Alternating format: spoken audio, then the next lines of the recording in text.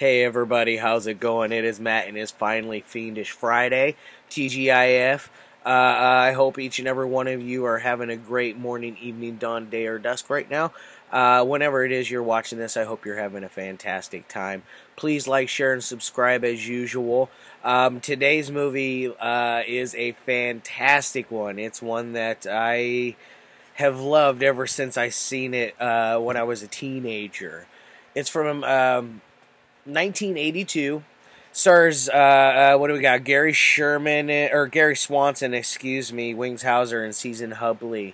And it's directed by Gary Sherman. This is one that needs no huge introduction, and that is the amazing Vice Squad. Yes, folks, this is one I adore. Like, this is such a mean-spirited, good, well-made film. You know, these people took their roles to heart and they actually busted their ass and they made a damn good movie in the process. This is, by the way, this is the new Scream Factory Blu-ray release of it, the collector's edition.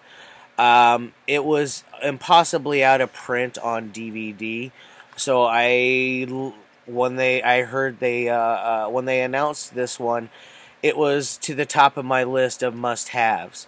This is the newly commissioned cover art on the slipcover. On the inner cover, I always do the reversible original cover artwork just so I have the best of both worlds. Unless if I really don't like the old artwork, I will go with the newly commissioned one. Which, by the way, it is reversible, and it does have that newly commissioned artwork on it there. This is a Blu-ray only, folks. There is no DVD with this. This is their usual affair on the collector's editions. They usually only have the Blu-ray in it, or it'll be a second disc, but it won't. Another Blu-ray. It'll be special features, much like Black Christmas or The Return of the Living Dead. You know, those are great ones that have. To mention that have second discs that have lots of special features that are part of the collector's franchise from Scream Factory. Now, how many people are fans of Scream Factory or Shout Factory? I happen to really enjoy the stuff they put out. They put out some amazing stuff. They do put out some questionable films like Texas Chainsaw Massacre: The Next Generation. Does that really need a all-out collector's edition? Not really, in my opinion. They did that with the Green Inferno as well, which that one was fine just the way it was. It's not a great movie by any means, but there's no way that you can polish that one up to make it look any better, because it was filmed digitally, it was put out digitally in the first place on a Blu-ray. What more could they add? You know, special features for that. That one, like I said, it wasn't even that good of a movie to have special features. Surprisingly, this one only has the one disc, because they must not have been able to find enough special content on this one either. This is very, I guess I would say, one that most people don't ever bring up. I've only seen one film from Gary Sherman, and it's this one. I really want to see, what is it, Raw Meat or Raw Feed or whatever it is. It's the, oh shoot, I can't remember the name. It's the one where the people are living in the subway cannibalizing people. That one looks very, very cool. Now, as far as what this one is about, you start off with a mother played by Season Hubley, and she's clearly, like, she's getting dressed up, and something is clearly wrong with the family dynamic between her and her daughter and the lady that is there helping her raise her child.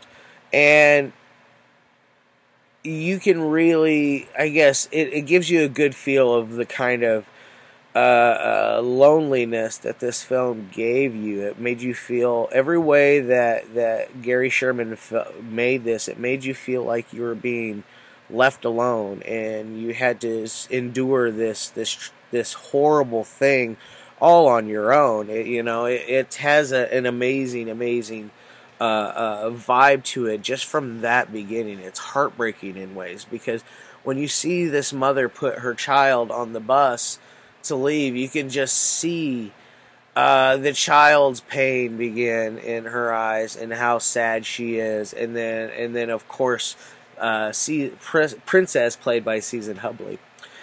You can tell she is definitely, this is not her first time doing this, because on the weekends or whenever she sends away the daughter, I'm not sure, I don't remember, she works her secondary job. And her secondary job isn't like most people's secondary job. It's not working at like some corner store or working in a bar or working at a fast food joint or delivering newspapers. Whatever your secondary job is, this is not your usual one. This is another movie that comes to mind when I think of is Crimes of Passion with Kathleen Turner and Anthony Hopkins, and part of it, just the mean-spirited part of Hardcore.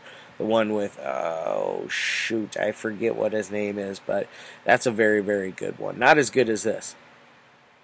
But you're treated to that whole scenario where the daughter and them are leaving.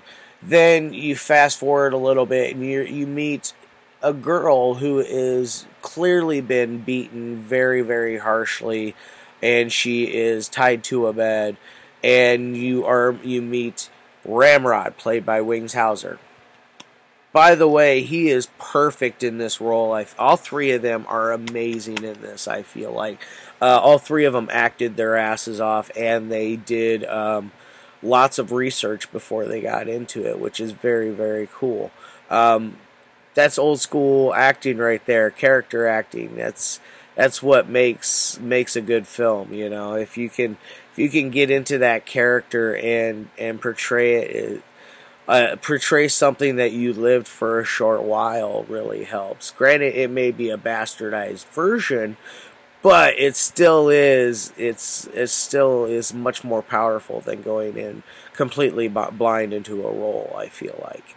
Only certain actors, I feel, are good enough to get away with that. And these three, they're good actors, but not good enough to get away with it. So the Ramrod character, he is beat the hell out of this girl, who is one of his prostitutes, and you see him straightening out a wire coat hanger, and as he's doing this thing is called the pimp stick, and he makes it nice and hard, or like straight, and you could really do a lot of damage with that, and he does. He beats the hell out of her, and he destroys her vagina in the process, and she ends up dying. So now Princess was a friend of this girl, and now Princess has a reason to be involved in this, because before she was she flew solo, no pimp. She did all of her work all on her own, a loner in ways, but there was a group of girls that she was friends with, but as far as business wise, no, she was all on her own that way. So it gives her a reason to have to approach Ramrod, because the police, played by Gary Swanson, he basically forces her practically to work with them to get Ramrod off the streets because of what he did to her friend. And they set up a fake sting, they catch him. Ramrod is a beast. He gets away. He finds a way to get away. And he is like the Ted Bundy of getting away. He gets away, I think, like 2 or 3 times. The guy is a beast. I don't want to give too much more on details of the movie, just because it's one that I feel like you guys need to see, and see every little bit of it unfold before your eyes. As far as what I would do for any kind of rating on this one, on the 1 through 5 on the technical side, I'm going to give it a 4, because this thing, they really did, like I said, they really did their homework. Gary Sherman is a more than accomplished filmmaker. I believe this was his 3rd or 4th film in his filmography. So he definitely he knew what he was doing at this point. So we got a 4 on that side. Now on the entertainment side, this thing is a solid 4 as well. This thing is very entertaining. From beginning to end, no dry spots, no boring spots. I've watched this twice since I bought it last week, I think. And I'm already itching to want to watch it again because I like it that much. And the just a little, I wrote it down in the notes, but the theme song Neon Slime that is played both through the credits, the beginning credits, and the end credits was actually sang none other by Wings Hauser himself, who played Ramrod. So what a perfect way to do that, because one movie that comes to mind when the main villain actually sang the music was Last House on the Left, and David Hess did all that music there for Wes Craven in that film, which is my second favorite film of all time. It is just it's a masterpiece, and I will stick by my guns that it is a masterpiece. Now this is a masterpiece as well. So we got 4 out of 4, so we get an 8 out of 10. Definitely go check this up. Check this out. This is two thumbs up. This is amazing stuff. Great job, Gary Sherman. I can't wait to check out some more of your other work. Wings Hauser, you're great as always. I like this one, and he's really good in The Carpenter as well. Gary Swanson, I'm not sure if I've seen him in anything else that I'm thinking of right off the top of my head. And Susan Hubley, who at the time was going through a very, very harsh divorce with Kurt Russell, who she was with, had a very, very small part in Escape from New York. She was in the Chock full of Nuts coffee shop when Snake Plissken meets her, and she is taken away and eaten by the subterranean people. I'm going to go ahead and set that down now. Very cool stuff. So we got an 8 on that. Now I'm going to go ahead and roll on out of here. We're coming up on that 13-minute mark. I like to keep it there, not go too much higher. Go a little lower is always great as well, too. But, you know, all that jazz. Like I said, like, share, subscribe. I'll see you Monday.